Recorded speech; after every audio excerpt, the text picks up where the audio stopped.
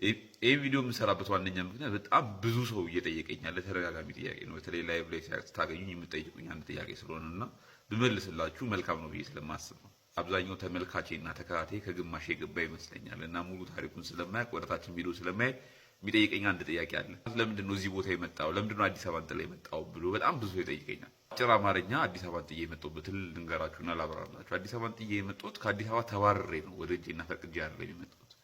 አዲስ አበባ ኖሬ የነበርኩኝ የስነ ጥበብ ባለሙያ ነኝ። አዲስ አበባ ላይ በጣም ብዙ ስራዎችን ስሰራ የነበርኩኝ የራሴ ስቱዲዮ የነበረኝ የራሴ ሁሉ ነገር የነበረኝ ልጅ ነበርኩ። መንግስት እኔን አስሮ ቤቴን አፍርሶ እና ንብረቴን አወዳድሞ ከዛ ባዶ አስቀርቶኝ ነው ወደዚህ የመጣሁት እና ወደዚህ ስመጣ ከከተማ ህይወት የገጠር ህይወት ይሻላል፣ ህይወት በቃኝ ምናምን ብዬ ልቀናጣ ወይ ልዝናና አይደለም የመጣሁት ማለት ነው። እና ወደዚህ የመጣሁበት ዋነኛ ምክንያት ተገፍቼ ተባረሬ ነው። ይሄን በግልጽ ማወቅ መቻል አለባችሁ ማለት ነው።